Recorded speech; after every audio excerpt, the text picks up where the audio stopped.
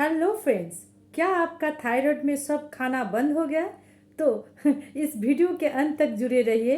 Thyroid में क्या क्या आपको खाना चाहिए और क्या क्या नियम पालन करना चाहिए और कौन सा सब्जी, कौन सा आयुर्वेदिक चीज़ आपको घरेलू उपाय से आपका थायराइड बहुत हद तक नॉर्मल रह सके। तो इस वीडियो के अंत तक जुड़े रहिए। फर्स्ट मैं बोलना चाहूँगा कि व्हाट इज़ थायराइड। थायराइड क्यों होता है? थायराइड हमारे जो गले के जो एक ऑर्गन है उस भीतर जो जब थायराइड में बहुत ज़्यादा हाइपोथायराइड हो, हाँ, चाहे नॉर्मल जो थायराइड हम लोग जानते हैं, उसमें दो प्रकार का हार्मोन रहता है। एक होता है T4 और एक होता है T3। और ये जो T4 है इनएक्टिव होता है और जो T3 होता है वो एक्टिव रहता है। T4 इनएक्टिव रहता है और T3 वो एक्टिव फॉर्म में होता है और ये बॉडी के लिए असली काम करता है। मतलब T3 जो है ये आपकी बॉडी हेल्थ के लिए बहुत अच्छा काम करता है। तो आपकी हार्मोन को अगर ये T3 जब T4 में, मतलब T4 जब T3 में आता है तभी आपका थायराइड ग्लैंड बहुत अच्छा रहता है। पर T3 अगर कम रहेगा तो ही आपका थायराइड में प्रॉब्लम होगा। तो आपकी मेटाबॉलिज्म T3 आपकी मेटाबॉलिज्म को बूस्ट करता है, हाँ, तो मदद करता है। और T4 को T3 में कन्वर्ट करने में दो हार्मोन प्रयोजन होता है। वो दो हार्मोन क्या है? जब T4 को अगर T3 में कन्वर्ट करना है तो उसके लिए उसको दो हार्मोन सबसे ज़्यादा इम्पोर्टेंट चीज़ होता है। वो होता है सिलेनियम और जिंक। हाँ, ये दो मिनरल्स अगर ये दो काम जितने भी अच्छे से करता है वो आपके मेडिसिन के लिए भी अच्छा होता है। और T4 कर जाएगा पर एक्टिव T3 को जब ये कर देता है तो ही आपका, और T3 एक्टिव हो जाने से आपका क्या होता है, मेटाबॉलिज्म बूस्ट होता है और थायराइड ग्लैंड बहुत हद तक कम, मतलब सूजन उनका कम रहता है। तो कोई भी ऐसा घरेलू मतलब टिप्स नहीं मैं बोल सकता कि इसको खाने से ही आपका थायराइड बहुत ज़्यादा अच्छा हो जाएगा। अगर आप मेडिसिन लेते हो तो अपने डॉक्टर के सजेशन बिना आप कुछ भी मत खाइए। पर हाँ, घरेलू उपाय होता है, आप मेडिसिन लेते लेते अपना ये घरेलू उपाय कर सकते हो। हाँ, पर मेडिसिन कभी डॉक्टर के बिना कभी भी बंद नहीं करना चाहिए। हाँ, तो कि कुछ कुछ व्यक्ति बोलते हैं कि धनिया पाउडर बेस्ट होता है। हाँ, धनिया पाउडर बेस्ट होता है, पर कोई ऐसा रिसर्च नहीं है कि धनिया पाउडर, धनिया पानी पीने से थायराइड बहुत ज़्यादा मतलब अच्छा हो जाएगा। तो धनिया खाना ठीक है पर आप मेडिसिन मत बंद कीजिएगा। हाँ, और जो ग्लैंड ठीक हो जाए ये सब कोई नहीं बोल सकता। मतलब धनिया पानी पीने से आपका जो थायराइड ग्लैंड है वो ठीक हो जाएगा ये कोई नहीं बोल सकता। हमेशा आपको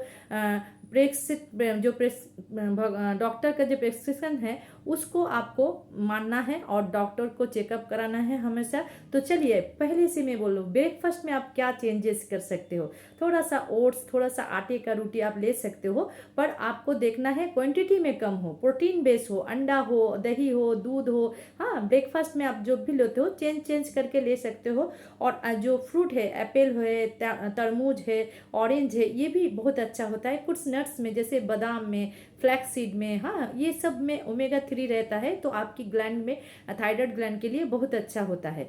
और लक्ष्य होना चाहिए कि प्रोटीन बेस्ड खाना, फाइबर बेस्ड खाना और होल ग्रेन, अगर आटा के रोटी खाते हो तो वो बेस्ट होता है। फ्रूट, जो भी सीजनल फ्रूट हो, वेजिटेरियन हो। हाँ, थायराइड बैलेंस डाइट। चलिए, थायराइड बैलेंस डाइट में आप कुछ भी फ्रूट जैसे एप्पल हो, ऑरेंज हो, अमरूद हो, क्यूबा जो होता है वो, वाटरमेलन, ये खा सकते हो। और दोपहर में आप क्या खा सकते हो? दोपहर में थोड़ा सा भात, राइस, आप जो अगर ब्राउन राइस लेते हो तो बेस्ट होता है, पर आप अगर नॉर्मल सादा राइस लेते हो वो भी अच्छा है। क्वांटिटी में कम लीजिएगा हमेशा और वेजिटेबल लीजिएगा थोड़ा सा ज़्यादा।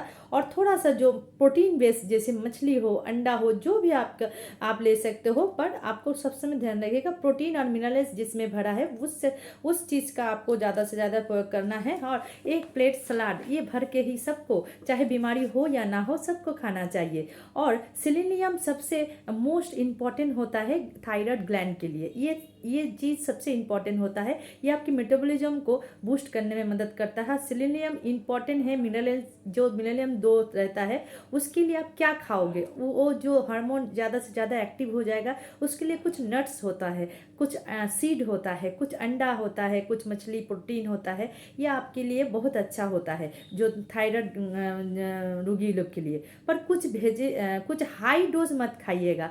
मैं बोला हूँ तो चलो बादाम भर भर के खाओ, बादाम नट्स भर भर के खाओ, चलो अच्छे से अंडा खाते रहो, नहीं। कोई भी चीज़ अतिरिक्त ज़्यादा नहीं खाना चाहिए। आप कुछ भी खाइए, प्रोटीन बेस्ड डाइट और बैलेंस डाइट खाइए। हाँ, एक परिमाण मात्रा खाना चाहिए सबको। और थायराइड हार्मोन को तैयार के लिए आपका दो और एक चीज़ जरूरी होता है, वो होता है आयोडीन। हाँ, एक होता है सिलीनियम और एक होता है क्या, एक होता है सिलीनियम और एक होता है आपका जो मैंने बोला, रुकिए, हाँ सिलीनियम, और एक होता है आयरन।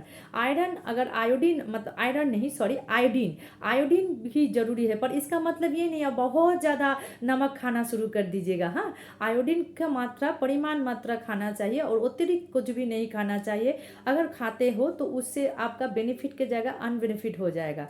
हाँ, अगर आप ये जान लीजिए कुछ चीज़ होता है उसको कम खाइए, जैसे बंदा गोभी होता है, फूल गोभी होता है, ब्रोकोली होता है। हाँ, ये चीज़ थोड़ा सा कम खाइएगा। हाँ, तो ये थायराइड ग्लैंड के लिए थोड़ा सा शायद हानि हो सकता है, पर मैं ये नहीं बोल सकता कि आप मत खाइए, खाइए पर परिमाण मात्रा इसको कम खाइए। ब्रोकोली, फूल गोभी और जो बंदा गोभी होता है। और जो थायराइड का आप दवाई खाते हो, आप अपने डॉक्टर के बिना सजेशन के बिना आप मेडिसिन मत बंद कर कीजिएगा। और कुछ जैसे आप दोपहर में ये सब खाना खा लिए, जो भी आपका लंच का मतलब होता है, फिर शाम को जब मतलब रात को और शाम के बीच जो समोसा, जैसे हम लोग बीच वाला जो टाइम होता है, वो उस टाइम हम लोग ग्रीन टी खा सकते हैं, ग्रीन टी विदाउट चीनी। हाँ, और उसमें थोड़ा सा बिस्कुट स्वीट कोई कुछ भी नहीं, थोड़ा सा हो सके तो हम जो वो मखाना होता है, जो चना होता है, भुजा चना, वो हम खा सकते हैं। हाँ, कुछ भी बिस्कुट स्वीट चीज़ कुछ भी जूस वूस नहीं खाना चाहिए उस टाइम।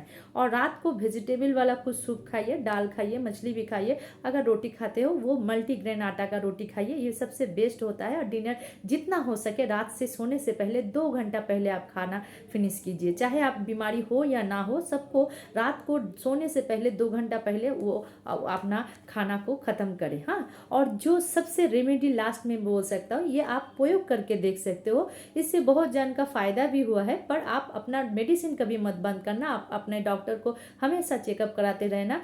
को सफ़ेद जो तिल होता है, सफ़ेद तिल, इसमें ओमेगा 3 बहुत भरपूर रहता है। चाहे वो काला तिल लीजिए या सफ़ेद तिल लीजिए। हाँ, उसमें selenium plus zinc plus copper ये सब भर भर के रहता है। और तिल T4 जो मैंने बोला था, T4 को सेलेनियम एंजाइम जो है वो T3 में कन्वर्ट कर देता है। तो ये बहुत अच्छी होती है हम लोग के थायराइड के लिए। तो आप जितना हो सके आप काला तिल हो, सादा तिल हो, कुछ भी ले सकते हो। और एक होता है सीड, वो होता है फ्लैक्सीड।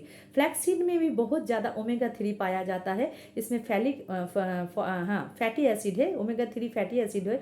इसमें फाइबर भी है बहुत ज़्यादा, इसमें लिग्नार्स भी है जो आपकी थायराइड ग्लैंड के लिए बहुत अच्छा होता है। ये आपकी जो ओमेगा 3 फैटी एसिड रहने के कारण क्या होता है, हमारी जो थायराइड ग्लैंड है वो उसकी सूजन को कम करता है, दर्द को कम करता है। तो इसको क्या कीजिएगा, थोड़ा सा आप जैसे क्वांटिटी में इक्वल रहना चाहिए। सादा तिल लीजिए या काला तिल लीजिए, या आपकी चॉइस के ऊपर। और एक फ्लैक्सीड होता है, फ्लैक्सीड को और काला तिल को एक इक्वल परिमाण थोड़ा सा डाई रोस्ट कर लीजिएगा। फिर डाई रोस्ट करके उसको थोड़ा सा मिक्सर में पाउडर, ददरा पाउडर बना लीजिएगा। पाउडर बना के इसको सिर्फ रात को सोने से पहले, सुबह नहीं, ब्रेकफास्ट में नहीं, लंच में नहीं, शाम में नहीं, सिर्फ रात को गुनगुना 1 चम्मच पानी में, गुनगुना पानी हो और 1 चम्मच वो डाल के सादा तिल और फ्लैक्सीड का जो पाउडर आपने बनाया है थोड़ा सा ड्राई रोस्ट करके वो आपको सोने से पहले 1 चम्मच गुनगुना पानी में देके खा लीजिए। इससे आपका जो थायराइड ग्लैंड है वो बहुत ज़्यादा एक्टिव हो जाएगा और आप बहुत अच्छे थायराइड ग्लैंड के लिए बहुत अच्छे फायदेमंद होता है। पर मैं बार बार रिक्वेस्ट करता हूँ, जब अगर आप मेडिसिन लेते हो तो कभी भी अपना मेडिसिन मत बंद कीजिए। मेडिसिन के साथ ये घरेलू टिप्स आप प्रयोग कर सकते हो और स्वस्थ रहिए और हमेशा अपना डॉक्टर से चेकअप कराते रहिए और खुश रहिए। राधे राधे। और मेरी वीडियो, मेरी जानकारी अगर आप सबको अच्छी लगती है तो प्लीज़ दूसरे को भी शेयर कीजिए, लाइक कीजिए, कमेंट कीजिए। राधे राधे।